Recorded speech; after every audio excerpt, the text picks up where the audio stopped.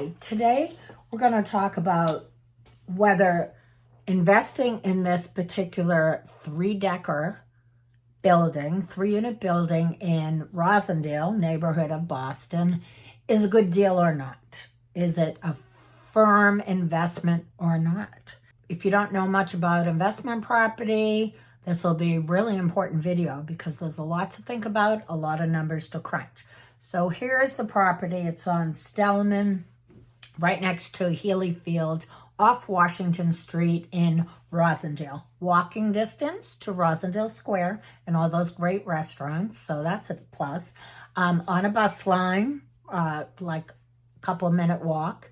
And there's three bedroom, 1.5 baths. They're also remodeled. The building sounds like it's in great shape from what I saw online, but of course you must inspect every single unit if you're serious about a property. Just because it's rented, you need to see it all before you ever make an offer. So this video is going to be specifically about, say, a first-time home buyer wants to buy 3 units and live in one, only has about 5% down. The city of Boston has some special mortgaging, financing, so that's a really nice plus. Plus, when you live in a multi-unit building as the homeowner, it's your primary residence, you get a terrific little tax break. So it's very positive experience. It's a very positive experience for the landlord, a good way to build wealth, especially this one, 3 bedroom, 1.5 bath. It sounds like a nice place. So what we're going to discuss today is number crunching, what you have to think about, and is this really a good investment for $1.295 million? That's what they're asking. Only putting 5% down, though, this could be a really good deal. You'll have to watch and find out, and on to the number crunching.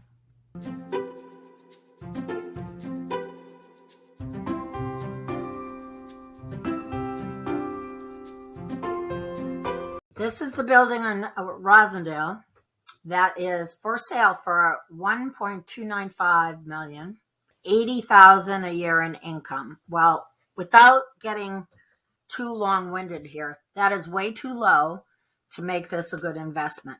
Though it is spelled out that all the leases expire at the end of August. By doing research into local rents, the local rents are about $3,100. So say by September you can increase your rents to $3,100. That will change things, but let me show you why it still won't work. All these numbers, income, expenses, your net operating income. So you're getting $56,000 a year. But if you're paying $1.295, your cap rate is 4.35. Excuse me. The higher the number, the better the investment, because you'll have cash flow. This doesn't have cash flow. Because you only put 5% down and you're going to live there, I'm still counting each unit $3,100, including you as a person living on one of the floors. So your principal, interest, and mortgage insurance, because you only put 5% down, $100,000, less this number right here, which is all the income coming in from that building for the whole year. At the end of the year, you still owe the bank $43,000. Ha! So we take a tax break from the city of Boston, only because you're living there, and you still owe the bank 40 grand. This is a horrible investment. Boston charges $10.74 per $1,000 of value. So you would take at the purchase price 1,295 times 10.74, and that will be your taxes. Though City of Boston will appraise it probably $200,000 less. That's how you can calculate what your taxes will be. So this is a little loosey-goosey, but I'm pretty accurate on some of these expenses. Boston tax break. After you live there through January of the following year, you will get up to this amount off your taxes on the third quarter, or the third quarter, I think. What I'm explaining here is, if your tax bill is $10,000 a year, it'll only be 7 something because of this, which is pretty fabulous. But it's only for prime care residents if you have a 2 or 3 family and you live there. You need to charge not $3,100, more like $3,400 for now. But this is not a good investment at that price. So I'm going to the next one. Same price, but with the increased rents. The bottom line is you still owe the bank $13,000 at the end of the year. So let's go and see if we can lower the price to something more reasonable. 1.2. How is that working? 1.2, you still owe the bank. How about, now we're talking. 1.1, 200,000 less than what they're advertising. It's also been on the market for a while, and that's when you usually know. Anyone looking for this investment is going to crunch these numbers and walk away because it's not a good investment. So now your rent's at $3,100 a month, and the purchase price for the building, 1.1. You're getting in $111,000 and change. Your gross income is over $100,000. Your expenses are $20,000. Your net operating income, $84,000. Here's your cap rate. Ta-da! It's getting close to 8. 8's good and above. So, principal and interest minus all your income. You still owe this. Holy moly. You still owe $100 a month.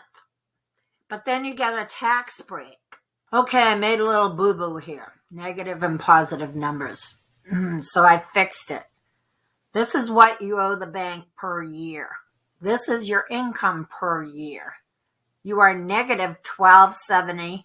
You have to come up with another $100 a month.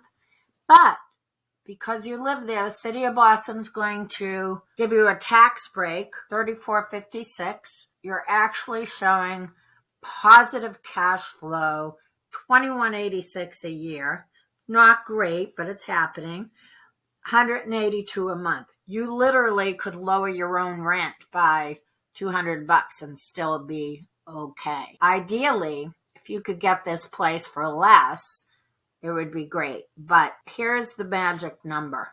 I wouldn't pay a penny over 1.1. And if you got to the point where you had to crunch numbers again, you could use the sheet and make a little adjustment. Anyway, I would pay 1.1 for this house in Roslindale based on the fact that it's a very updated building.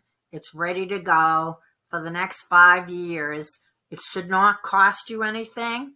And this little capital expenditure reserve, that will grow, put it in a separate account, but that's going to be where you're going to tap in when someone's refrigerator croaks and it's $2,500 to replace it. I hope this has helped. Call me with questions. Thanks for watching.